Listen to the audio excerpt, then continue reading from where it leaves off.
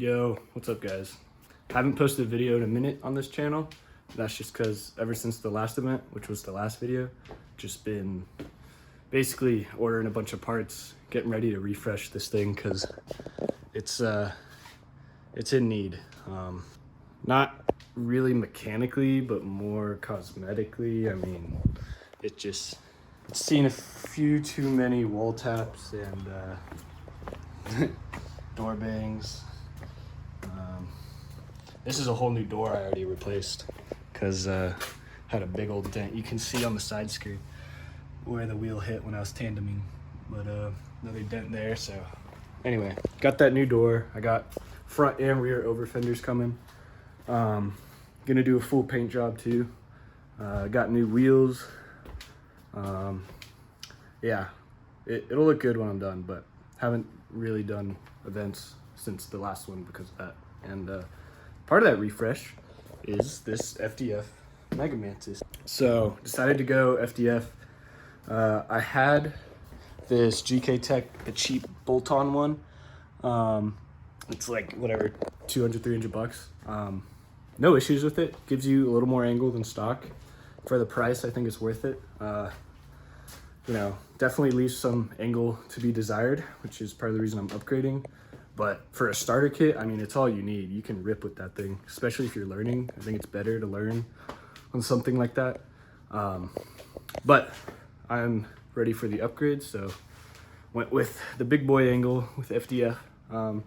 Yeah, I'm gonna start disassembling everything because pretty much everything from the knuckle to the lower control arm, upper control arm, tie rods, all that shit's going. All of it's being replaced with FDF, so excited. Should feel like a new car. Little update, got one side completely stripped. Took a while. It was my first time taking everything off, so some bolts were fighting me and stuff like that, but it wasn't that bad. So I think what I'm gonna do is put one side of FDF on fully. I'll document that. And then once one side's completely done, I'll move to the other side and strip all that, put FDF on versus stripping everything first.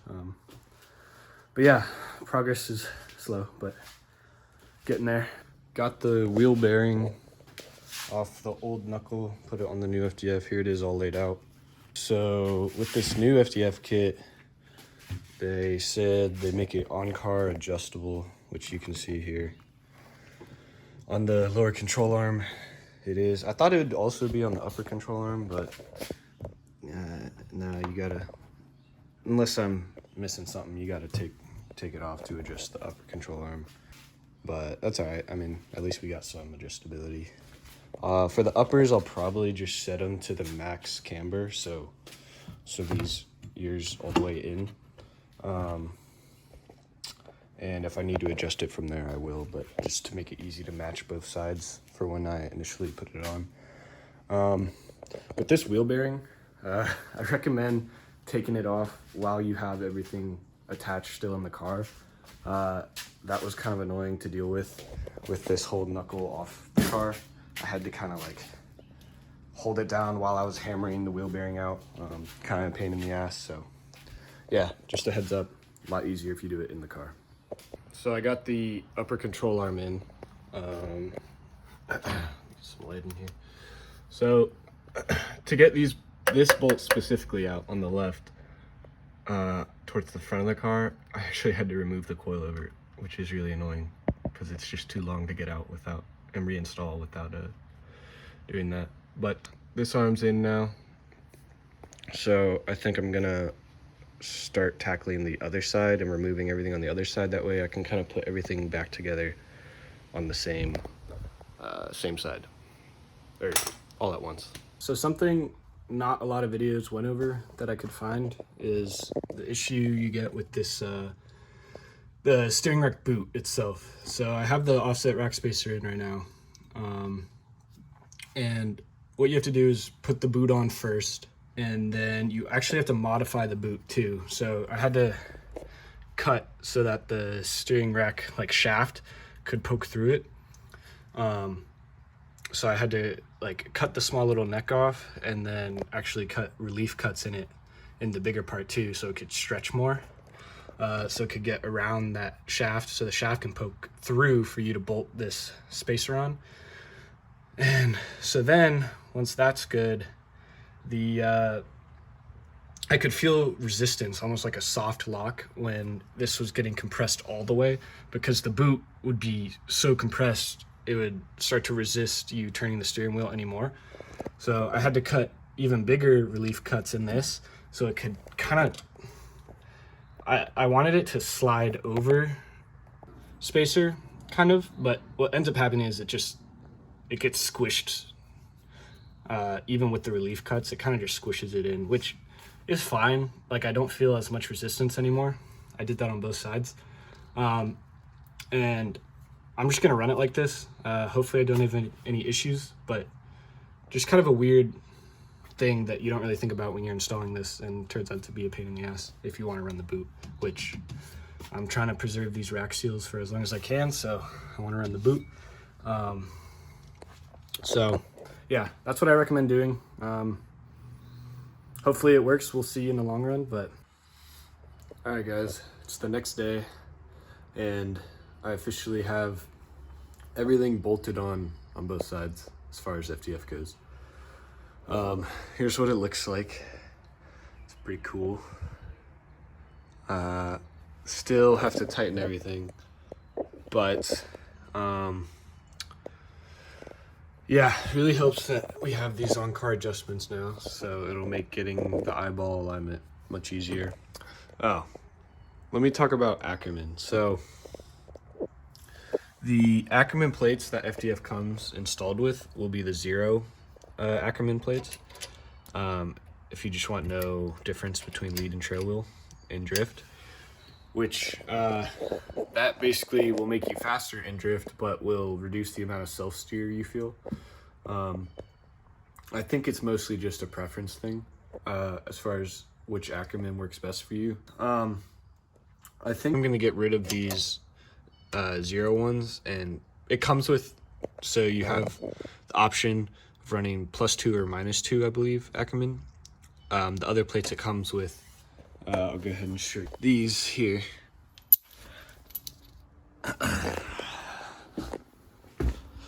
So you see how the hole is offset. You see how the hole is offset to one side?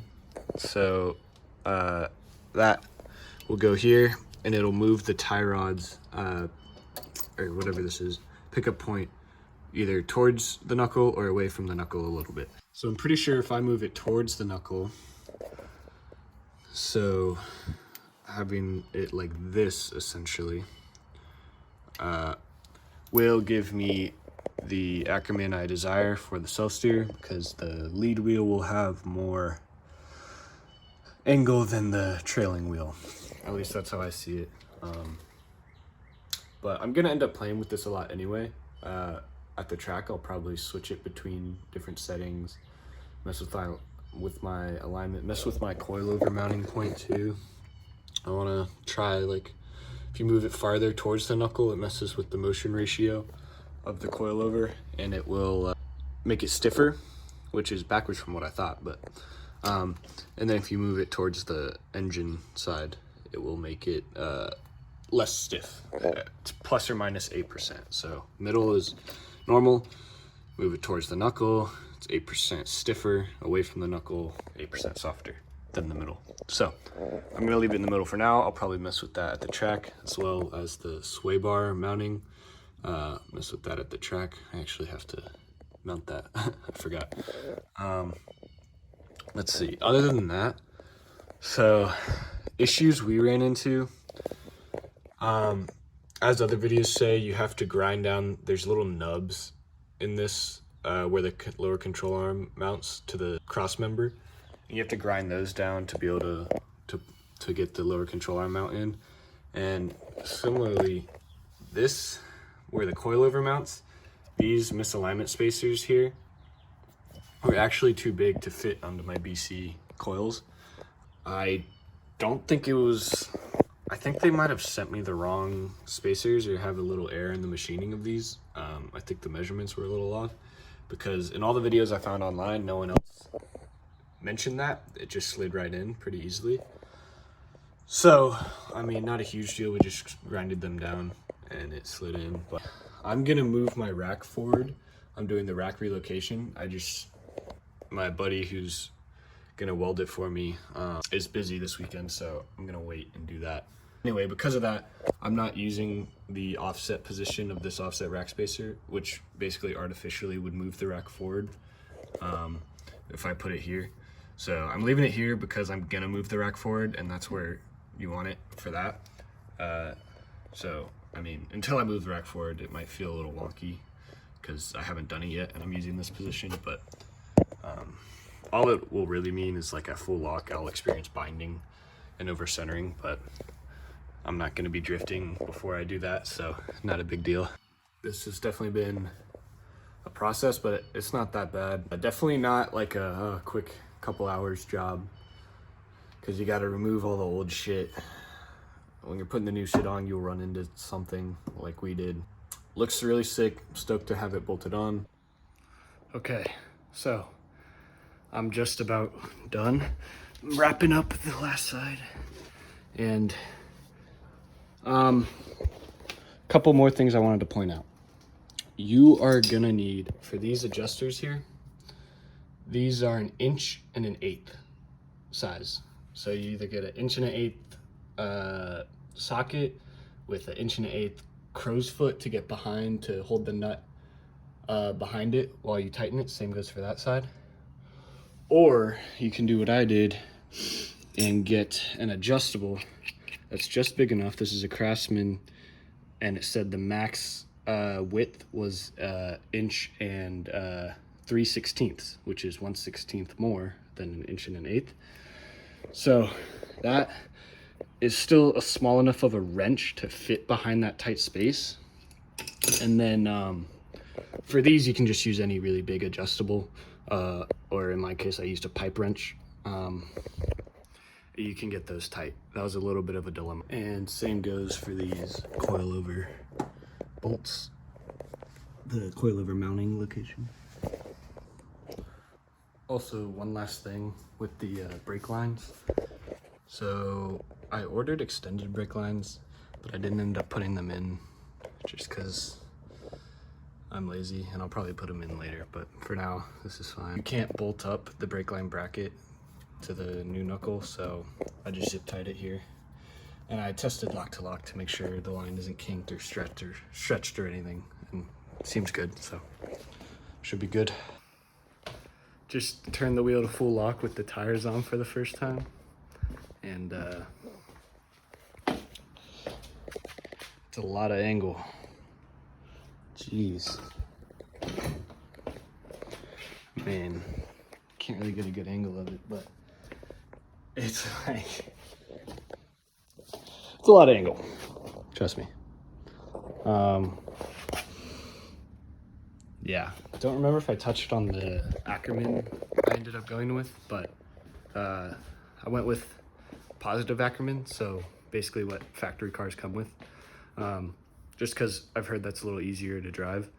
It scrubs speed a little bit because your front, your non-lead wheel when you're drifting is going to be scrubbing a little bit, but I think it just self-steers a little easier and all that, and I'm not competing yet in this.